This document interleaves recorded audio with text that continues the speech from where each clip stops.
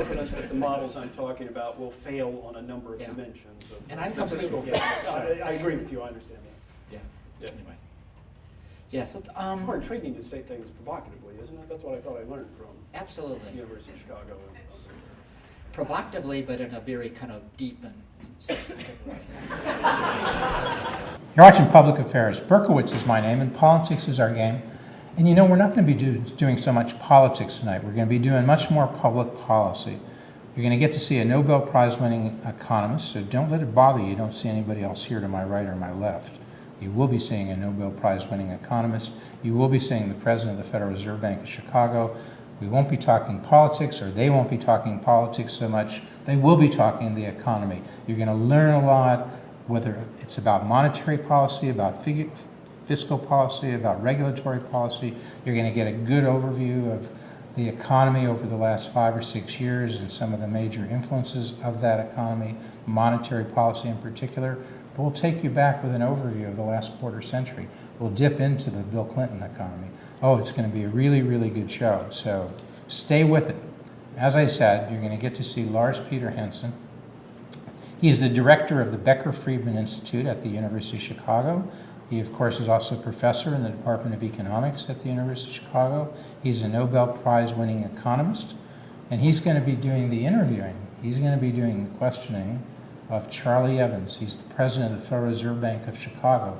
Charlie, you know, it's not just, you might think Lars is academic, Charlie's practical. Look, they're both, because Charlie himself is a PhD in economics from Carnegie Mellon, and he's worked his way up through the Fed as research director and now president of the Federal Reserve Bank. And, you know, at Chicago, Lars Peter Hansen, I'm sure would agree, Chicago economics, you know, it's both theory and evidence. Strong theory and then strong look at empirical evidence. And if your theories don't test out, University of Chicago would say, Chicago School of Economics, just not a good theory. You have to be able to explain behavior. You have to be able to predict behavior. If you can't do that, you don't have a good theory. So it is the clash of the real world with the academy and the academic world. But both these guys, Hansen and Evans, do a lot of both, you know.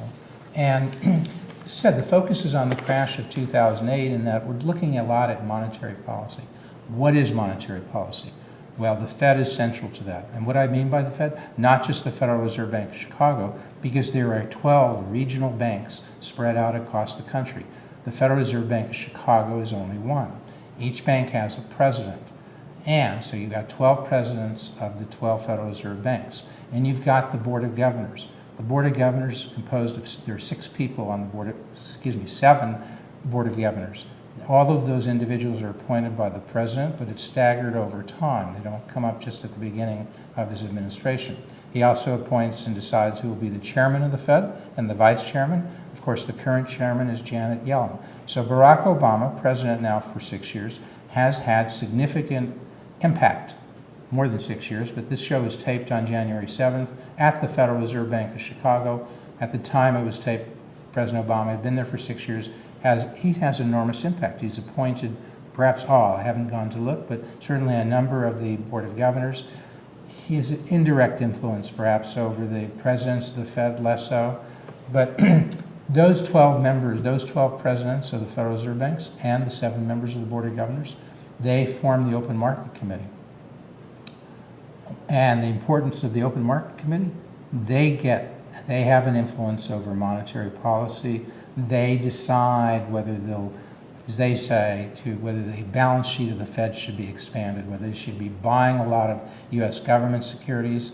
In the olden days, we said that was a way of controlling the nominal money stock, changes in the money stock. That, of course, affects interest rates. They also control the federal funds rate. They certainly influence it, the rate at which the banks, commercial banks, lend money to each other. If you've been following this over the last 5 or 6 years, you know, since the crash, the Federal Reserve, which is really, again, the Open Market Committee, which is really those 12 members of the Federal Reserve Banks, 12 presidents of Federal Reserve Banks, 7 members of the Board of Governors. The Open Market Committee has 19 on it, but only 5 of those 12 presidents of the Federal Reserve Banks get to vote on the policy that they're going to pursue at any point in time, and that rotates among the 12 presidents who those 5 will be. So you actually have 12 people. And the Federal Reserve Bank the president of the Federal Reserve Bank of New York, he is, or she, is always a voting member, I believe. In any case, those 12 of 19, they're controlling monetary policy. They are so important as to the way in which the economy goes. As you know, the emphasis on the Fed is keep interest rates low since the crash. Some would say keep them zero. You don't pay zero, but the federal funds rate is what they're trying to keep at zero to keep the recovery, or to allow the recovery to occur. There's a fiscal policy which we won't go into. There's regulatory policy which we won't go into, but you will see some of that touched on tonight when you're watching this interview. Okay, I'm just going to stop right there and say, it's just going to be such a great show.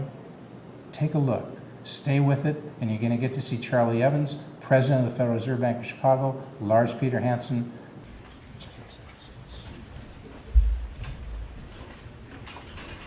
My name's Lars Hansen. I'm the director of the Becker-Friedman Institute at the University of Chicago. On behalf of my co-chair, Kevin Murphy, we're happy to welcome you to this event.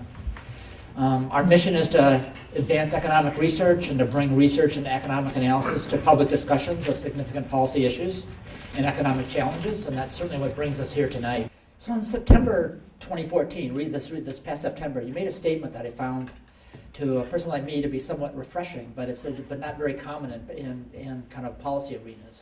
And you said, and I quote again, I see two important divergent ways my forecasts could go wrong. So first, there's acknowledgement of mistakes in forecasts, which is good. It's not good that you make a mistake. It's good that you acknowledge that's a possibility. Let me be clear about that. But anyway, so let me go on with the quote. One is that I may be overestimating the underlying strength in the real economy.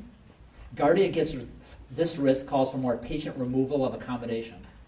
The second is that I may be wrong about the inflation outlook, and we may be poised for much stronger rise in inflation than I'm forecasting. This risk calls for more aggressive rate hikes. So to me, this suggests an uncertainty about the underlying model of the economy. This is certainly a perspective to which I'm very sympathetic towards. It suggests a systematic look at alternative models when thinking about how to formulate a sensible policy. So I guess my question is, how much does uncertainty of this nature, kind of across models, not knowing what what the best model is, influence your own decision making? Right, so it's like a 5-course question. And I'll start off with You were looking for more courses? I'm going to start off with the soup and sandwich version of this, and then that's only going to deal with part, and not the most interesting part that you're interested in. So you mentioned it's good that you talk about making mistakes, and I agree with that. And I'll put it this way. Back at the time when I did the panel that you alluded to in December of 2012, I had spent a year going out and talking in public about how I thought that we would be very well served if we could firm up the public and financial markets expectations that we were going to keep the funds rate at zero for a very extended period of time. It would depend on economic developments. Nobody was very enamored with how we would go about describing those economic developments, and so I laid out some ideas. And and we all talked about this, but I talked about it quite a lot. And the idea was, when the unemployment rate was 8%, I said, we ought to tell people we're going to keep the funds rate at zero at least until the unemployment rate improves to 6.5%, which frankly is too high. I would say that's higher than the natural sustainable rate of unemployment, but I can't say I know that for sure. So that's one hurdle that we ought to do that. But then I would very quickly say, but I could be wrong about this. I think that we could continue to push until we get unemployment rate down that low. But I could be wrong. We could get higher inflation, and we ought to guard against that possibility. So we ought to also add, unless inflation is expected 1 or 2 years ahead to be above some threshold which is not very desirable. We had indicated our target was 2%, so I was quite agreeable to, I said 3%, at least, if it were 3%, then we should definitely stop and think maybe we're making a big mistake or something. Now we ended up actually started with 7% unemployment. The committee usefully knocked that down to 6.5%, and we knocked the inflation down to 2.5%. That provided conditionality that people could look at, hopefully understand, although there were questions about that. So I think it's important to acknowledge that you might not have the right model. There are different ways that this could proceed. In the current environment, I've also talked about how I think it's useful to tell everybody, but I think we should be patient about maintaining the stance of our current monetary policy. I don't think we should be in a hurry to increase interest rates. And when I think about what can go wrong now, I still come back to two possibilities. One, I don't think inflation pressures are evident at all. I don't think we're running 1.5% core inflation. We've been doing that for a long time. So I don't think we're likely to get inflation to 2 or above that. But, there's a risk. I could be wrong about that, so we should think about that. The other one is inflation could stay low for too long, and we could end up looking more like we're facing European-type disinflation pressures, or even worse, Japan. If you think about those two really bad outcomes, I kind of think about it this way. If inflation were to pick up, we'd need tighter policy. You know what? We know how to do that. We have a long track record of increasing interest rates. Yes, we have a very large balance sheet. It would be more challenging, but we have looked at more than 24 memos to study the tools that we put in place, and I'm confident, don't know for sure, but I'm confident that we can tighten financial conditions. So I think we could deal with higher inflation if that were to happen. But on the other side, the risk is very different and I think more deadly, because if we found ourselves with inflation stuck at 1.5 or going lower, we've already got the funds rate at 0%. We've already spent a lot of effort trying to provide accommodation, and that would be an environment where we needed more accommodation. We've said we're trying to target 2%. We ought to get to 2%. Before I leave, we ought to get to 2%. So we'd have to think about the tools, and it's not obvious that the tools would be that easy to do that. So you kind of weigh that, and I think that the costs are so much worse on this low inflation side that we ought to be willing to make sure that we get inflation up. So that's part of how uncertainty gets into it. So related to uncertainty, recent news about the macroeconomy has been very positive. How confident are you the recovery is will continue to be strong, or are you concerned that this is kind of a temporary positive blip? So I am pretty optimistic about the current state of the economic recovery growth, and I think that we could well be, past the worst of what we've been facing. We've seen a couple of quarters of really strong growth. Last quarter we got was 5%. There was a first quarter negative growth rate that we kind of forget about because nobody can quite understand it. It was bad weather like this and whatnot. But given what the fourth quarter growth rate looks like, a lot of people are thinking 3%. We could end up the year with 2.6% real GDP growth for this year. That's pretty good. That's better than we think the sustainable rate of growth is over a long time period.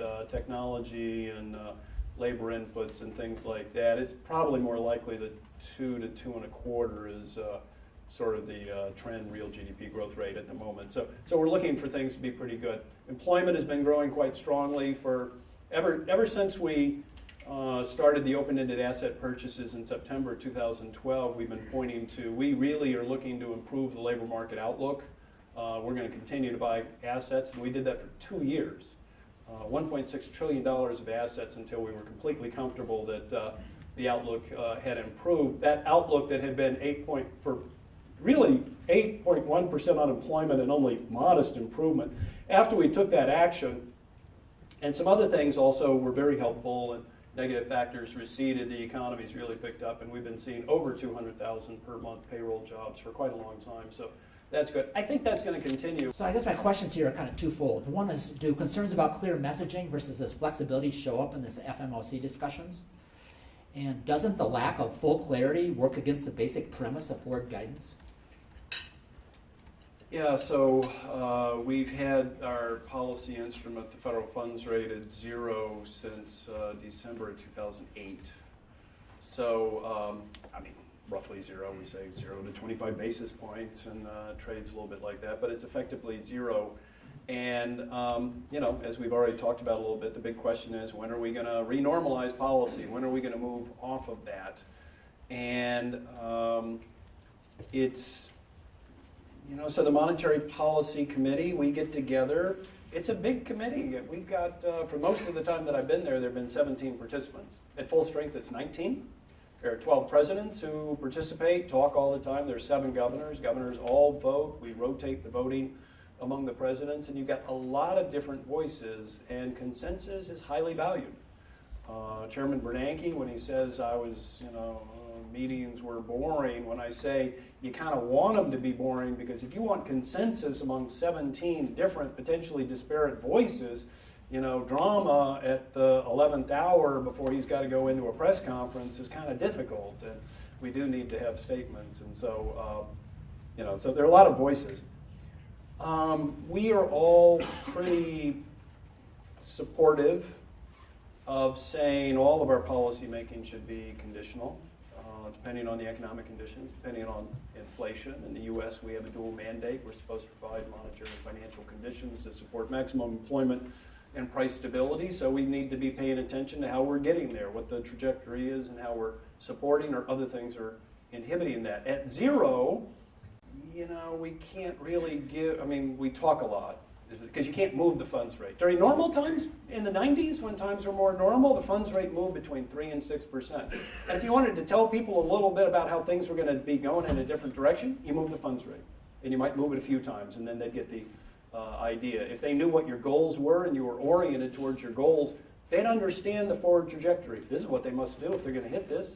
They have to.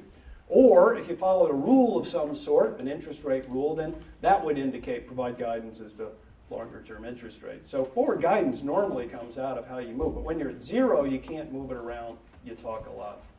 And 17 people are going to have a hard time agreeing on 6 indicators by which we live and die on how to move the funds rate. Getting agreement there is very difficult. And that's why I spent an awful lot of time in 2012 trying to get these 2 measures to gain some viability. And some things you would hear are like, what if the unemployment rate gets stuck? What if what if you're wrong about the unemployment rate and we're not going to get down to 6.5%? Or we got to a different point when we blew through 6.5 much more quickly, and it was sort of like one option we could have taken was, well, why don't we now change that number? Why don't we say we're going to do it until it's 6 or 5.5? Now that's changing the, that's flexibility too. How does that get evaluated? But if you were to buy into that, a question that comes back is, what if we get stuck at 6.25?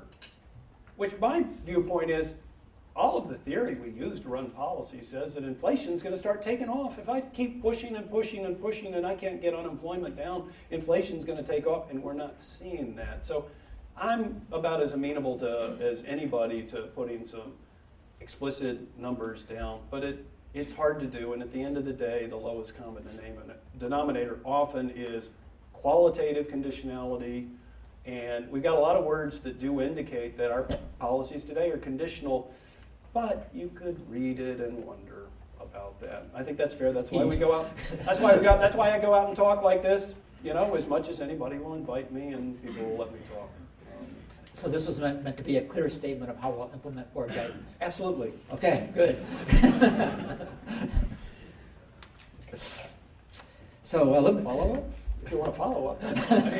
No, I will say though that in sort of looking at the, largely the kind of refutable predictions that Paul Krugman has laid out in his columns and whatnot, I think he's been right way more than he's been wrong, in terms of the weakness of the recovery, in terms of the difficulties that the economy faces when fiscal policy has been more restrictive, in terms of the chances of long-term interest rates going up in this environment are extraordinarily low. That is something that's been borne out, and he mentioned very early on, inflation is very low as well. There were a number of famous economists who wrote and criticized our actions back in 2010, saying that we were going to end up with extraordinarily high inflation pressures. I did worry about that, but as it turns out, according to these lines of analysis, wasn't likely, didn't happen. So I agree that there's still a lot of uncertainty and nobody got it exactly right. But if people were better at laying out a track record of what their refutable predictions are, we can actually discuss this. more fruitfully. I would love for you guys to engage in more experimentation, and then people like me can learn a lot. With certain philosophical challenges.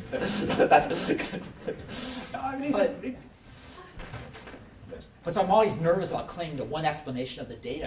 So when I got to graduate school, you know, I learned about the research program that you were in the forefront of in terms of how do you go out and estimate these models where the parameters are structural so that you can actually contemplate these policy interventions. That was the whole name of the game, was to be able to estimate and put together models like this so that we could do the counterfactual, which cannot be done in the data because it's not a good idea. There's a question in the back. I'll go in the back. Yes. As we all know, Milton Friedman, the greatest economist in the 20th century and half the namesake of the Becker-Friedman Institute, said inflation is always and everywhere a monetary phenomenon. And he talked so much about changes in the nominal level of the money stock and then the rate of growth of the money stock and the importance not just for inflation but for transitory changes in real output. It seems as if in the last hour I haven't heard the money stock, changes in the nominal money stock uttered at all. How's it come? What happened? Well, I would put it differently. I think I have carried the flag very well by pointing out that we're supposed to be providing the amount of inflation that we've said is our objective as a monetary authority. We ought to be providing the appropriate level of accommodation to hit our inflation objective, and our inflation has been very low. I'd like to get that up. Now, the relationship between any monetary aggregate and inflation, unfortunately, is few and far between these days. I mean, things changed quite a long time ago with financial innovation or for whatever reason, but I mean, Milton Friedman provided advice to the Bank of Japan in the early 2000s when they were underrunning their inflation, and he said you ought to be expanding your balance sheet in order to get inflation up. Well, we have been expanding our balance sheet, and I don't think the answer to trying to get inflation to our objective involves going in the other direction. So, I mean, I think I've been carrying that flag. But just one thing, I understand you talk about monetary policy and interest rate changes and all that, and I understand what you just said. Is it no longer very important, whether it's M1, M2, M3, I think you referred to monetary aggregates, is it no longer very important what those levels are, what the rates of changes are? It's all about interest rates, and if so, what happened? You see my question? The appropriate monetary aggregate that actually is correlated with inflation and activity is not exactly the ones that we're talking about with M1, M2, or M3. It's an elusive object, I think, because money demand and velocity change too much, and I don't know. But I can't think of anybody who really talks about the economy or financial matters. I mean, private press or financial institutions that put a lot of weight on those types of phenomena because you can't find the correlation. So we're speaking here with Lars Peter Hansen, Nobel Prize winner in economics. We're speaking on January 7th at the Federal Reserve Bank of Chicago. You've just finished about an hour and a half discussion with Charles Evans, president of the Chicago Reserve Bank. Give us a 1-minute summary. What'd you learn? What did I learn? You were asking all the questions. Right. You gave the answers. I think it should have been reversed. You should have been giving the answers. But go ahead. What'd you learn? So, what did I learn? I thought that Charlie had some very sobering things to say about not knowing what the correct model is. Although when it came to talking about his own view and kind of the model that he liked, he made it very clear that the neo-Keynesian, the kind of new Keynesian models are what really guides his own thought. So I thought little bit of neo-Keynesian models are that the new Keynesian models are his own guide, and so his own guide. Yeah, and I think those are interesting models. What is the new Keynesian model in 30 seconds? Okay, so the new Keynesian model build in frictions like sticky prices, sticky wages, and the like, and uses that as along with other type of frictions, and uses that as the mechanism for understanding how the macro economy behaves over fairly short time intervals. Did he say anything about whether the Fed has been doing a good job in the last 5 or 6 years as we came out of a recession? So I should say that I think this, price. There are some price rigidities out there. The question is how much we should tailor policies to in response to those effects. But anyway, so your other question is what? I'm sorry. In the last 5 or 6 Yeah. years, as we came out of the Yeah. crash of 2008, we're Yes. now 6 years out of it, Yes. we've had a recovery. Yeah. Has the Fed been doing a good job in your view, and what did he have to say about that, if anything? So he obviously thinks the Fed's done a spectacular job in terms of helping labor markets and the like. I personally think that the Fed's ability to influence labor markets in a big way is just not that substantial. I mean, really, there's other things that are going on there that I think are really that have been quite critical to the recovery starting.